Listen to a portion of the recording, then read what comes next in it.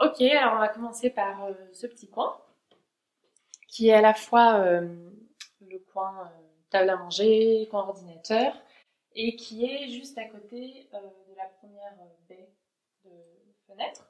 Donc du coup, j'ai beaucoup de lumière le matin, même du soleil le matin, mais c'est pas grave. C'est pas mal parce qu'il y a beaucoup de lumière en général du coup, et ça brûle pas tellement les feuilles. C'est surtout le soleil d'après-midi qui peut brûler des feuilles assez sensibles. Donc ce coin-là, je mets des plantes qui aiment bien la lumière. J'ai mis un bébé pothos argenté, puisque pour qu'il grandisse, c'est le cas, il faut pas mal de lumière, même si les racines avaient bien pris en eau. Mon philodendron épée d'argent, qui est d'ailleurs bien argenté, que j'adore. Un syngonium rose, un syngonium, je crois que c'est une variété, hein, parce qu'il est quand même un petit peu zébré. Un peperomia, citron vert, je crois. Un pilea glaucoma. Et puis ici, mon Pachira aquatica, qui est l'un des plus grands arbres que j'ai chez moi. Alors par contre, il a tendance à grandir en hauteur, donc je le coupe régulièrement, je le taille juste au-dessus d'un nœud pour pouvoir avoir de nouvelles pousses dans cette zone-là et qui garde un petit peu sa forme ronde. Sinon, il est un petit peu moins fourni, c'est un peu moins joli. Ici, j'ai mon Ficus elastica avec ses feuilles bien brillantes que j'aime beaucoup. J'aime beaucoup la couleur en fait, vert foncé, et puis derrière le pourpre de la tige et puis de l'arrière des feuilles. C'est un arbre qui prend la poussière quand même hein, sur les feuilles. Il faut bien la nettoyer régulièrement. Déjà pour qu'elle soit un petit peu brillante et aussi pour que la photosynthèse se fasse plus rapidement. Sinon les pores sont fermés et ça n'aide pas trop. Entre les deux, j'ai mis mon Alocasia amazonica. Ça, c'est une plante qui s'endort vraiment l'hiver et qui a du mal à s'adapter. Donc, si vous l'achetez et qu'il vous reste plus qu'une feuille, vous inquiétez pas. Attendez un petit peu, bougez-la pas trop, elle a du mal à s'adapter de toute façon. Et ça va revenir. J'avais eu qu'une feuille tout l'hiver. Et maintenant, j'en ai 5, donc c'est pas mal. Ici, sur ce petit meuble que j'ai acheté en brocante et que j'ai repeint en blanc, ce que je ne conseille pas, comme je le disais, puisque le terreau tombe dessus et ça fait vite sale. Mais bon. J'ai mis mon oxalis, un peperomia qui me fait des fleurs, pas très jolies, mais au moins elle se sent bien, donc bon, je la laisse. Ça veut dire que si ça fleurit vraiment, c'est que la plante se sent bien. Un peperomia pucifolia, un peperomia pepper spot dans ma boîte à thé. Une autre oxalis, j'avais eu 3 petites boutures de la part d'une amie et ça a bien pris. Hein. Ça s'est endormi cet hiver et au printemps ça a explosé. Une petite aloe derrière. Là. Ma Monstera adansoni. 3 petites succulentes que j'ai acheté à Emma et j'ai fait une compo avec. Et un croton derrière. Et puis, comme on a une nouvelle étagère, là, j'en ai profité parce qu'il y a encore un petit peu de lumière, on peut voir, c'est encore assez lumineux. J'ai mis ma Tradescantia, ma misère tricolore, et des oxalis qui vont bientôt aller sur le balcon parce que là, c'est pas la folie, quoi. C'est vraiment des plantes d'extérieur et dès qu'il fera un peu meilleur, je mettrai. Et puis là, j'ai mis mon pothos Morbo Queen. J'ai fait un petit macramé super simple, mais pour qu'il puisse être devant la lumière, j'avais plus de place ici. Quand je l'ai acheté, il allait mal, hein. Vraiment mal. Et là, j'ai des nouvelles feuilles. Donc je pense que j'ai bien fait de le mettre directement devant la fenêtre avec seulement le soleil le matin. Ça l'a un petit peu requinqué, on va dire. Ici, bonjour, mais bonjour, je peux pas m'empêcher. Bah oui, bah oui. Ma succulente, Burl Stale, ça s'appelle, ou Burrito Stale.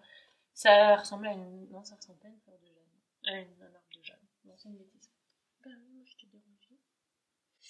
Ici, j'ai fait un petit coin avec mes plantes à côté de mon petit fauteuil pour en profiter un peu. Et puis, ce petit stand, c'est pas mal parce que du coup, ça me crée un autre endroit proche de la fenêtre avec beaucoup de lumière. Du coup, j'ai remis ma Monstera Adomanti. J'ai mis une misère que j'avais achetée dans un supermarché qui a super bien grandi. Mon peperomia prostata, une succulente crassula, elle s'appelle. Et puis un bébé Tradescantia zebrina que des copines m'ont donné. Elle va bien, ça me change parce que j'en ai déjà acheté 2 par le passé qui sont mortes. Ma Alocasia zebrina, super belle, toute rayée, magnifique. Franchement, magnifique. Et un petit bébé Tradescantia tricolore que j'ai fait, que j'ai mis ici parce que j'avais de la place. Avec un petit pot en wax que m'a fait une amie très chère. Ensuite, de ce côté, côté du. Ben, toujours près de la fenêtre, donc toujours pas mal de lumière. J'ai mis. J'ai suspendu mes philodendrons. Celui-là, il est presque mort l'été dernier et il va super bien maintenant. J'avais gardé et coupé que ce qui était encore vivant. Et puis au fur et à mesure, je bouture et je remplis, je refournis un petit peu la base avec la nouvelle que j'ai achetée et qui va pas trop mal. Ici, déjà là, mon ficus elastica, qui est différent de l'autre, parce que c'est une variation, qui grandit moins vite du coup, pourtant je les ai achetés à la même taille. Mais les variations, elles grandissent quand même moins vite et elles se propagent moins vite aussi, enfin moins facilement. Ici, j'ai une mastromante, qui est de la famille des Calathea, Triostar. Je l'ai mise ici puisque c'est une plante qui aime bien être à la mi-ombre. Souvent, elle grandit sous un arbre, enfin un petit peu en dessous d'un autre arbre qui protège la lumière directe. Donc elle va bien, franchement. Elle fait de nouvelles feuilles. Sur le bar, j'ai mis mon bégonia maculata. Donc ça, c'est un peu comme la locatia. Elle va super bien maintenant, mais tout l'hiver, elle a fait la tronche. Je pense qu'elle s'endort l'hiver. Il faut que je l'arrose. Et en plus, elle aime pas trop les changements. Donc une fois que vous trouvez un coin, là j'ai mis beaucoup de lumière, mais pas de lumière directe parce que c'est quand même une plante difficile. Faut plus la bouger. J'ai mis dessous des petits, comment on appelle ça, des petits billes d'argile pour mettre de l'eau. D'ailleurs, là, il va falloir que je le refasse. Comme ça, sans toucher les racines, pas trop en mettre. Comme ça, par évaporation, ça crée une humidité. Parce que comme les feuilles sont un petit peu au toucher velours, elles n'aiment pas être sprayées en fait. Mais elles aiment bien quand même l'humidité, donc il faut trouver une solution. Donc c'est celle que j'ai trouvée. Une aloe, une hypoestre, un phytonia rouge, une autre pépéromia, et celui-là un petit peu gaufré, c'est un pépéromia je crois, qui est très connu, je me souviens plus du nom, mais facile à retrouver. Si je le retrouve, je vous le mettrai. Une petite plante là, je sais pas comment elle s'appelle, je l'ai achetée en supermarché. Il y en a beaucoup en Irlande, donc ça se trouve elle est mieux dehors, je sais pas. Mais là elle va bien. Ma monstera, qui a beaucoup souffert au sortir l'hiver dernier, puisqu'il y avait des acariens derrière. Quand vous voyez ce genre de choses sur une feuille, il faut se dire qu'il y a un insecte ou un intrus. Et effectivement, il y en avait plein derrière, donc je l'ai traité. Mais entre-temps, j'avais une nouvelle feuille qui était en formation, et vous voyez, elle est sortie toute mangée comme ça, mais parce que ça allait déjà mal. Maintenant, j'ai pas eu d'insectes et j'ai une nouvelle feuille bientôt, donc on verra si elle est nickel comme celle-là ou pas. Mais grosso modo, quand vous voyez une plante soit sur quelques spots comme ça jaunes, c'est qu'il y a un souci, il y a un insecte, ou si carrément toute la feuille est jaune, c'est trop d'arrosage de la plante. Ici sur mes étagères au-dessus du canapé, j'ai mis pas mal de plantes pour habiller un peu le mur parce qu'elles sont vachement hautes en fait, donc il y a beaucoup d'espace. J'ai mis mon Golden Pothos, mon Peperomia prostata, parce que j'avais un deuxième bébé. Ma chaîne de cœur, aussi appelée Ceropedia woodi, que je coupe régulièrement pour refournir la base. Et puis pour éviter que mon chat vienne jouer avec quand il passe par là, parce que c'est quand même vachement tentant quand il se prend ça dans le museau. Mon lierre vert, qui pareil m'a fait la tronche tout l'hiver et là repousse de fou. Là aussi, enfin vraiment, je suis bien contente. Même si c'est loin d'être ma plante préférée, mais ça habille facilement les étagères. Ma plante préférée, justement, le Pothos aureum, que j'aime d'amour. J'expliquerai bientôt pourquoi. Je pense que je vais faire une vidéo juste sur ça, franchement. C'est une plante que j'adore. Une autre chaîne de cœur, parce que c'est vraiment joli, ça habille vraiment l'espace. Celle-là, elle est un petit peu différente, elle est davantage violette dessous. Je pense que c'est une variété, parce que j'ai découvert il n'y a pas longtemps qu'il existe des variétés de Ceropedia woodi, ou appelée aussi chaîne de cœur. Elle, c'est pareil, je la coupe régulièrement et je refournis la base, soit en faisant prendre les racines dans l'eau, soit directement en replantant. Donc je coupe sous un nœud, toujours très très important. Je coupe sous un nœud et j'enlève les feuilles. Ici, mon Spathiphyllum, qui d'habitude a de jolies fleurs blanches, et là, je n'en ai pas à vous présenter, donc c'est un peu la honte. Mais voilà, d'habitude, elle va bien. Un calathea qui va bien, ce qui est très rare chez moi. D'habitude, les calatheas vont mal chez moi. Celui-là, il se débrouille bien et il est très beau. Une maranta, qu'on appelle aussi une plante à prière, puisqu'elle souvent elle grandit un petit peu à l'horizontale, en fait, en s'étalant. Très jolie. Elle bouge beaucoup dans la journée, elle se réveille, un peu comme les calatheas. C'est de la même famille d'ailleurs, je crois, puisque regardez derrière, c'est pourpre. Un petit ficus qui a failli mourir, puis là, ça revient. Je crois qu'il a beaucoup besoin d'humidité, donc pareil, j'ai mis des lits d'argile à l'intérieur, comme j'ai fait pour le bégonia. Une sansevieria qui va pas trop mal dans la mi-ombre, avec peu de lumière, donc je l'ai mise là. Après, si vous voulez qu'elle grandisse, sachant que c'est très long à grandir, à pousser, et ben là, faut la mettre en pleine lumière. Elle préfère une plante araignée qu'on appelle aussi chlorophyllum.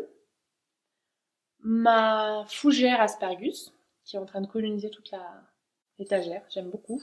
Mon aglaonema rose, vraiment très belle. Et dans ce coin-là, j'ai mis plusieurs plantes qui souffrent un peu de ne pas être à la lumière. Enfin, il y a de la lumière, mais c'est pas la folie. Donc l'hiver, l'hiver dernier, j'ai acheté des plantes des lumières de croissance et des LED. Et même au printemps, j'utilise une petite heure par jour. Donc j'ai mon Rhaphidophora tetrasperma, qui n'a pas beaucoup de jours à part dans ces feuilles-là, mais ça va venir. Une Tradescantia aussi, qu'on voit, elle a pas mal poussé en hauteur en fait, mais c'est parce qu'elle cherchait la lumière. Du coup, quand vos plantes font ça, vous avez deux solutions, soit vous coupez, vous bouturez, puis vous refournissez la base, soit vous lui apportez suffisamment de lumière, d'où les lumières de croissance. Encore un Peperomia Pepper Spot, un Peperomia Pastèque, magnifique, que j'ai trouvé à Auchan, parce que je l'ai trouvé nulle part. Un petit Pilea, avec son bébé Pilea, son rejet, mais que je laisse, ils vont bien tous les deux. Et une plante dont j'ai oublié le nom. Pour finir, pour le salon, un calathea qui va très mal. Elle a un problème d'humidité. C'est des feuilles très velours, donc on ne peut pas les sprayer. Et il faudrait un humidificateur digne de ce nom, puisque le mien, c'est surtout un diffuseur d'huile essentielle. Franchement, c'est pas la folie niveau humidification. Et puis, mon pothos argenté, le fameux, dont je parlais au tout début de la vidéo, parce que j'ai fait un bébé. J'ai divisé la touffe, et du coup, j'en ai un deuxième dans la chambre. Mais il habille bien ce coin-là, et il a suffisamment de lumière, je pense. En tout cas, pour survivre. Grandir de fou, bon, bah, pas tellement, mais quoique, j'ai des nouvelles feuilles.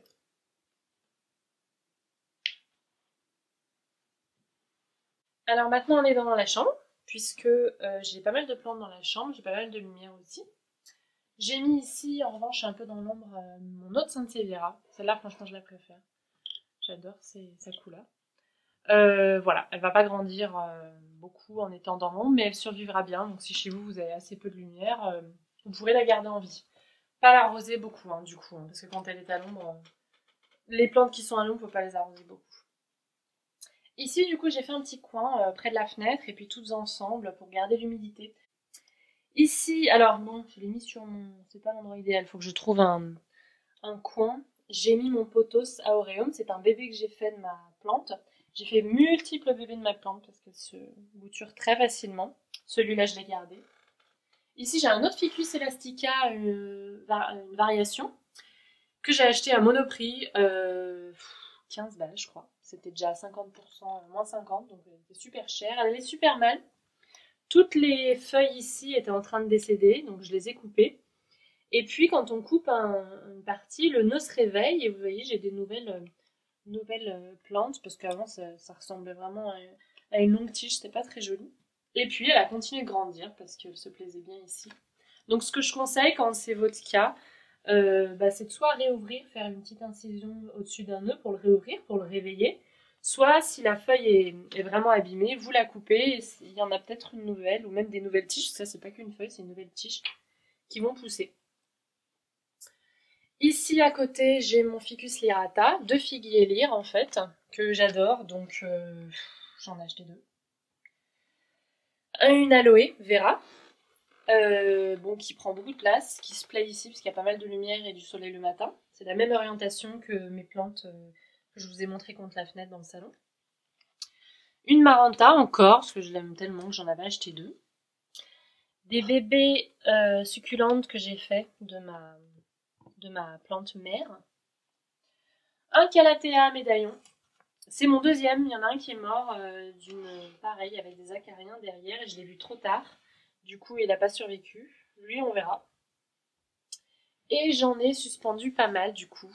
Mon pothos argenté, celui que j'ai fait en faisant une extraction de la touffe du plus gros, de la plante mère.